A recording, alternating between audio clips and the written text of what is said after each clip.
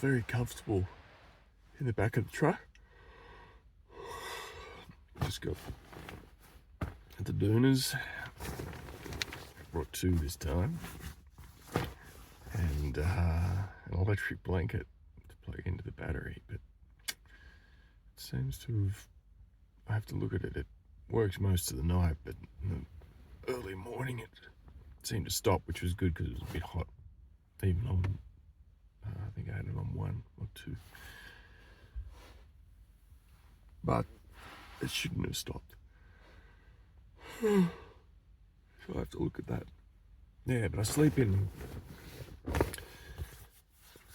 the wool coat, wool pants, possum, knit, and I sleep in it all. That's why it's important for it to be comfortable to sleep in, so it's heaps roomy and stuff. Because sometimes, well, at my age, most times I've got to get out in the night, and it's pretty shit to be just down in your bare pajamas, especially when it's snowing. So I sleep in this, it's comfortable, it's extra warm, and I can get out in the snow, I can get up and cook breakfast, don't have to fuss around, I don't have to fuss around and get dressed. I'm dressed, ready, just got to put on, this morning I just put the sheepskin vest over the top of me, get some breakfast. So I'll get up, get breakfast, pack a lunch, and we'll shuffle up Mount Stirling in this wind.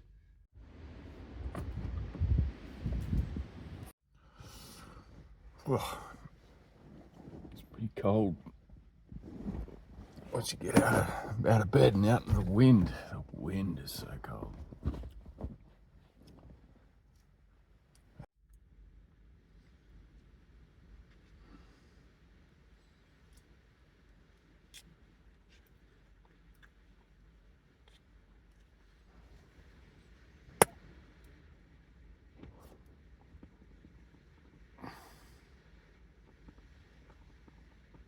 I don't normally have muesli for breakfast, but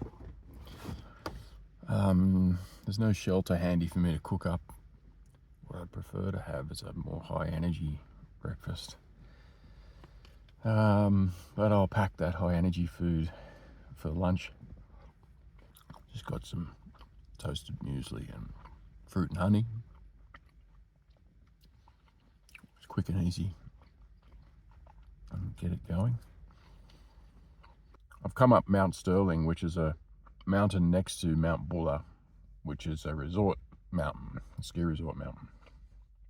I've never been up Mount Buller. Oh, I've been up Mount Buller once after season. We had a late snow and drove the kids up there and had a little look, little ski.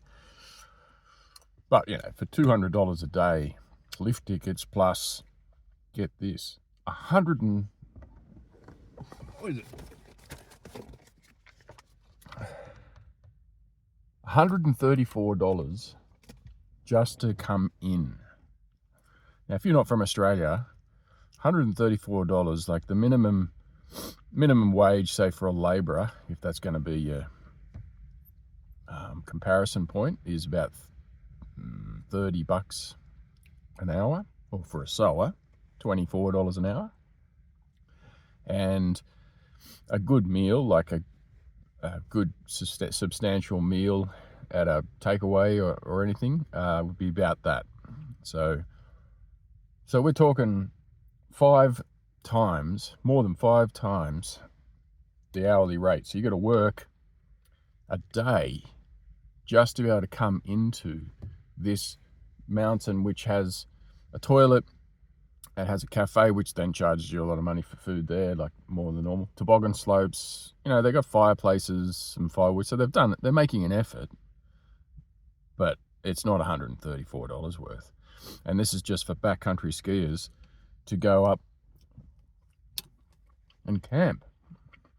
Now, they've got a few huts, but I'm not sure Mount Buller is the one that maintains those huts. I think they might put some firewood there, which is good. The least they could do. It's a real shame because this is a lovely mountain. It's a real issue going on in Australia, in the snow country, the charges. So Mount Hotham, they charge $64 a day. I think Falls Creek do the same, but Buller's taking a piss. The car park is empty. Now, it's the weekend, snowstorm, and there's probably 5 cars here. Yeah, it's no good. And there are options, like I've mentioned Mount St. Guinier on the sort of southeastern side of the Baw Baw National Park. No park entry fee there. That's great, and it puts you into a car park it's got a toilet, shelter, National Parks Office, donut van, and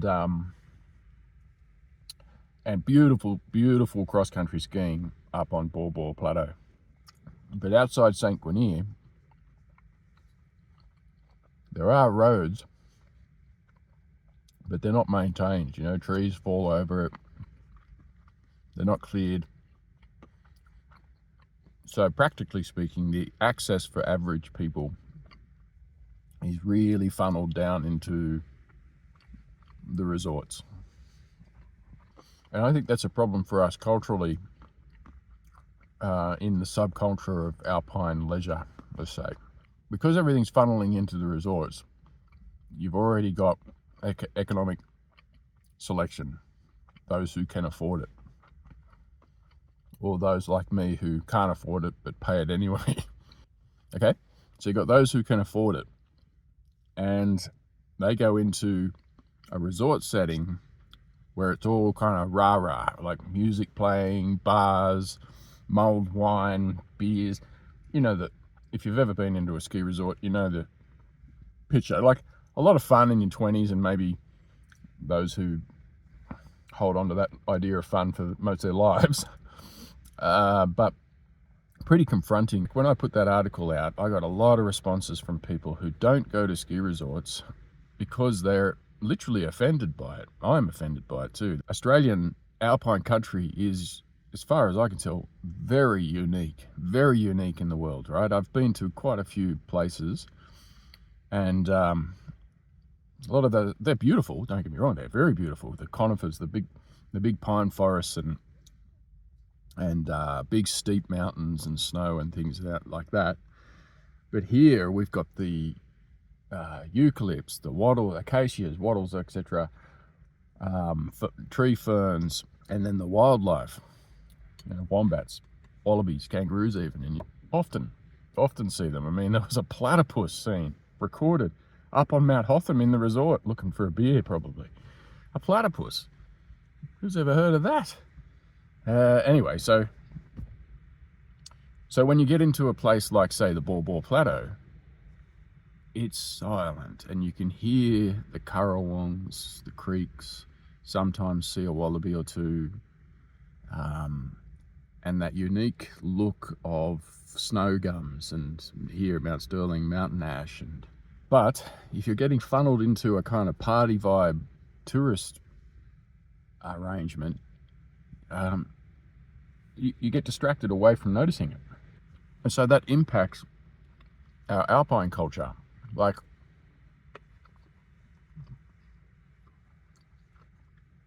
no one's going to be wearing a possum fur, like looking like this, except me, skiing around the resort, because there's this self-consciousness put onto you about what everyone's wearing, what everyone's doing, how to be there, and all that sort of stuff. And anyway, that's the culture getting expressed.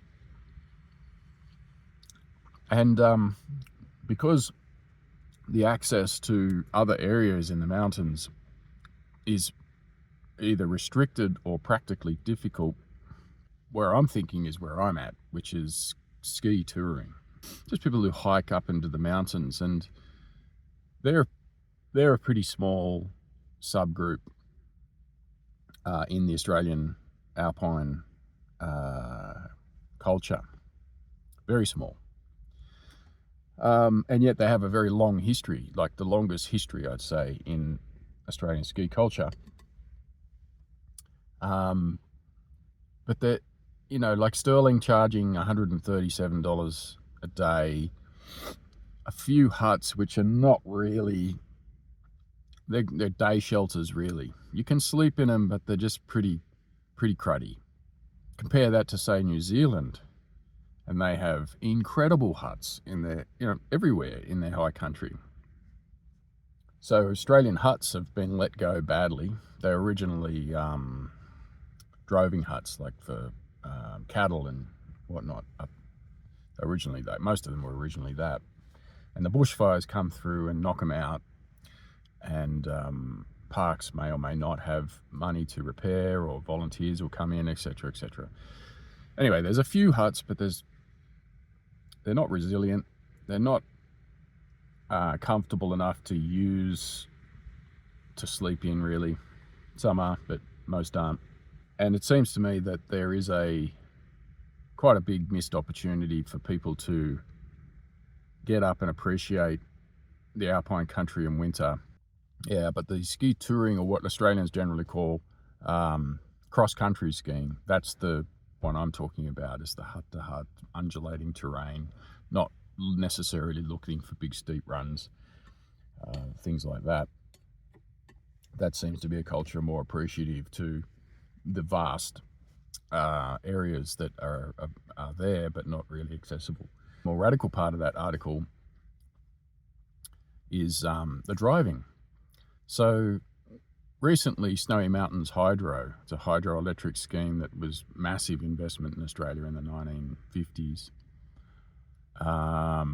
They recently have invested back into it again, and there's a road that runs from, say, Tumut to Cooma, which is up in New South Wales, that they are now keeping open all through the winter season, and that is incredible driving. Like, up through really high old mining towns, Kyandra, for example.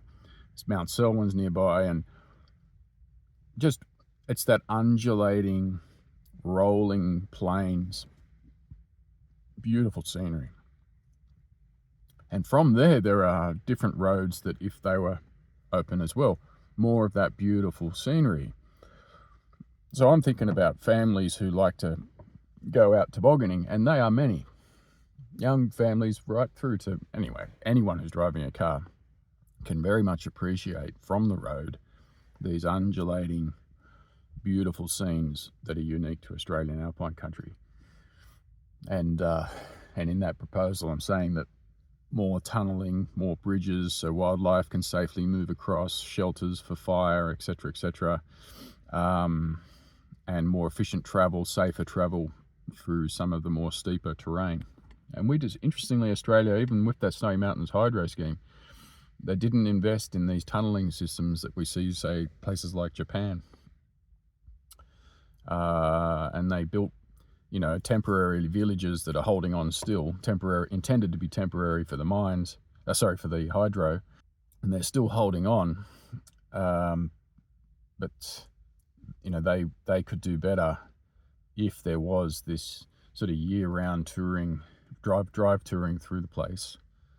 You know, basically expanding the range of access that we can have to Australian alpine country, and getting us out of these resort funnels that are incredibly expensive and induce a kind of culture that isn't really appreciative of the uniqueness of the Australian terrain and its history.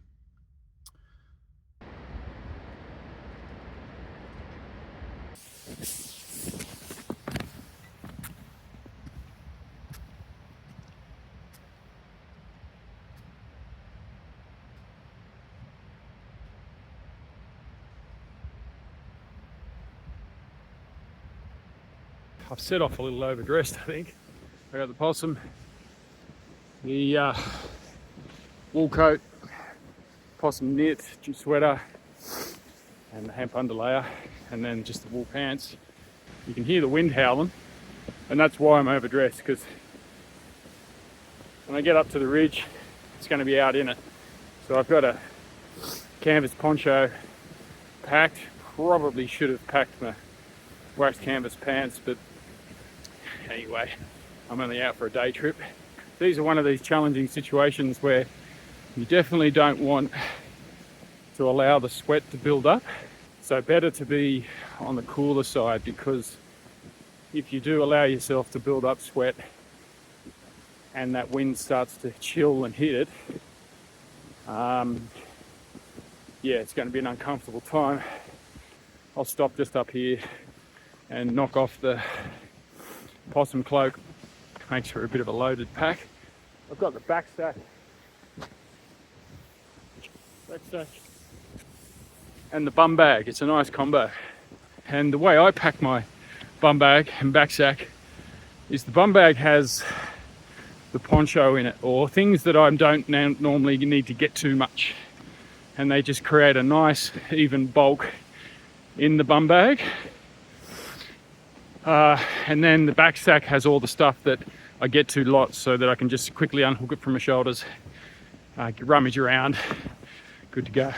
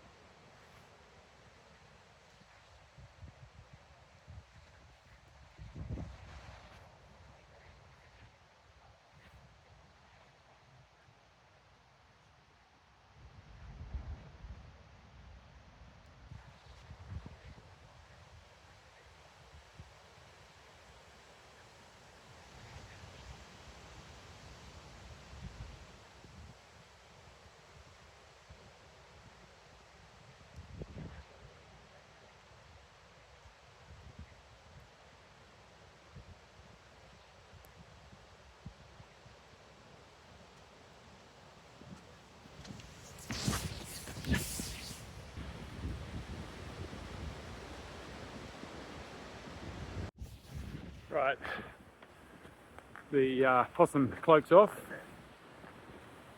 just down to the wool coat, wool pants with the unders, and I can already feel it, like the wind is now just breezing past me, the vapor is leaving the body before it condenses in the fabric into moisture, so I've just got it in the nick of time.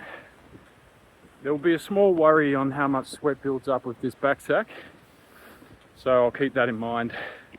Probably knock off this wool coat soon and get down to the just possum knit with the cow. But yeah, a lot of times I've been skiing with mates, and there isn't a lot of, especially in groups, there isn't a lot of stopping to manage layers. It's just, I think everyone's super excited to get up the hill, and it's just go. So I see a lot of people sweating a lot inside their windproof layers because they're dressed for the top, and they don't want to carry packs and things like that, or much lighter packs, so they're wearing it all. And then they charge up to the top, and they get to the top, and that wind, like an ice cold cat's tongue, just drops your temperature real bad. Anyway, I mean, people know it. It's like more the point is the group psychology of making sure, if you're into this layering management, managing sweat off, stopping, managing layers, break the psychology of head down, march up the hill sort of thing. Lots of breaks, go slower, take photos, all that sort of thing.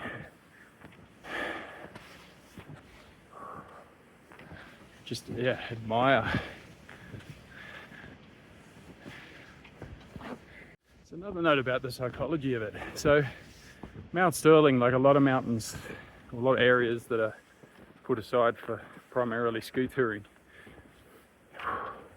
I notice in myself when a snowstorm comes and I'm thinking, okay, let's get off to a mountain and see the snow, and I've got these beautiful images of the beautiful snow and the sounds and everything, and then I go, oh, but it's such a slog up the hill.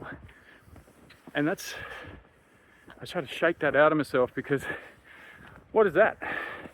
It's not as if I have to go all the way to the top, but because the top exists and because of the way we think about things, the top is the destination. So the top is not, the top psychology and the whole demotivating slog to get up to there is a thing to manage, like the layers. Stay down low. Why not? Stay down low. Explore it. Sit by a creek covered in snow and watch a lyrebird. Now that's a sight too. And there are heaps of lyrebirds up here.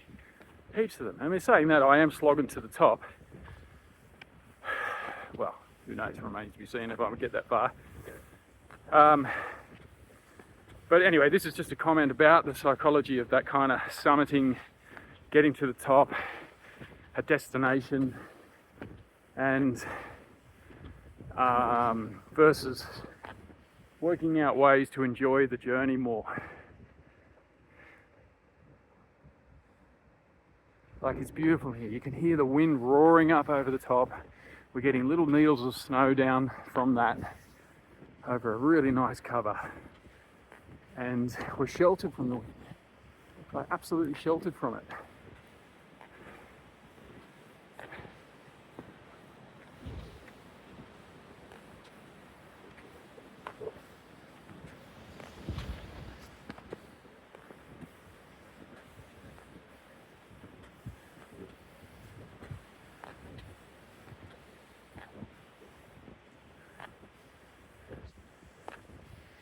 And if you can work out ways to encourage a small, slow go, that then complements managing your sweat and your layers, managing the cold more, and the hot and the heat. These are these tree ferns I mentioned, if you're not from Australia. Or fern trees in some places. Different species here in Victoria to ones in Tasmania, but both prehistoric nonetheless. And that's it. They're laden with snow right now, so all their fronds are pushed down to the ground, but otherwise they are a giant fern. And they're small ones. Like, they get meters high, like 10 meters high, some of them. I don't see any 10-meter high ones in here, but I have seen them in many other places around Victoria and Tasmania.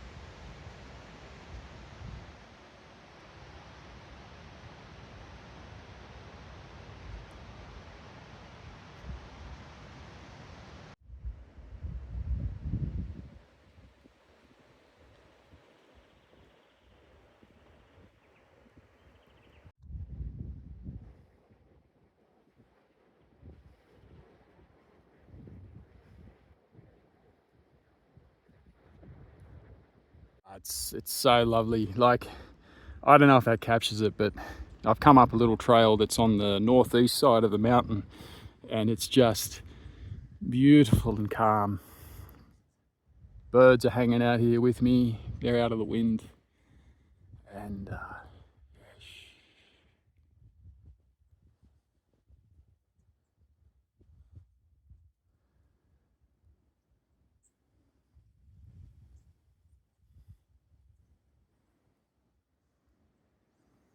So beautiful.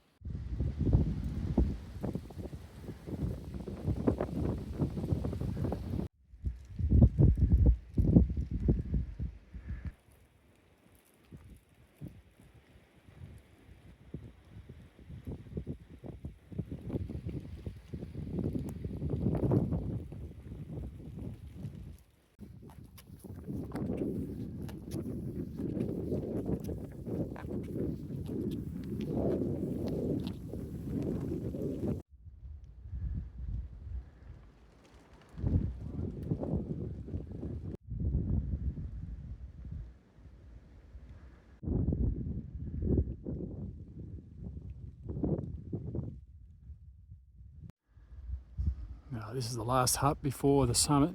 I think it's CGS. I always forget what that stands for.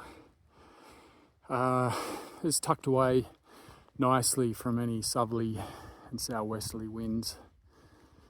Good little shelter. Okay, I've cranked the fire in the hut because it's weather like this that people can get lost and extremely cold.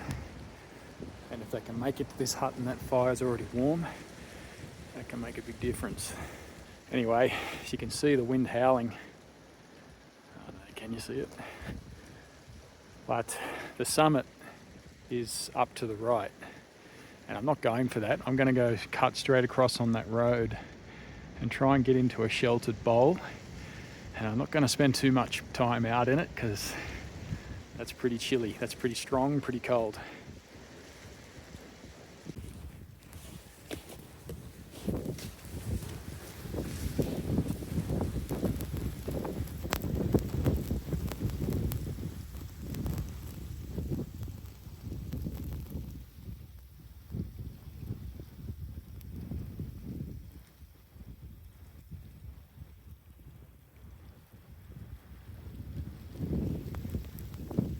Oh, good little bowl in here and out of the wind.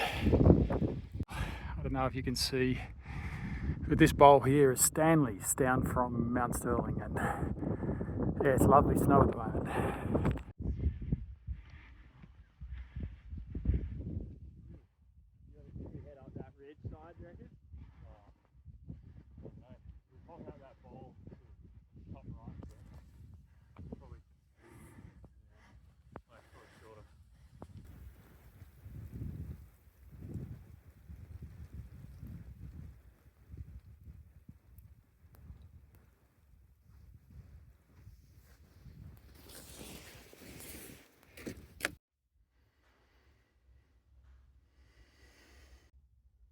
But thank you, Geelong Grammar School, for building this hut.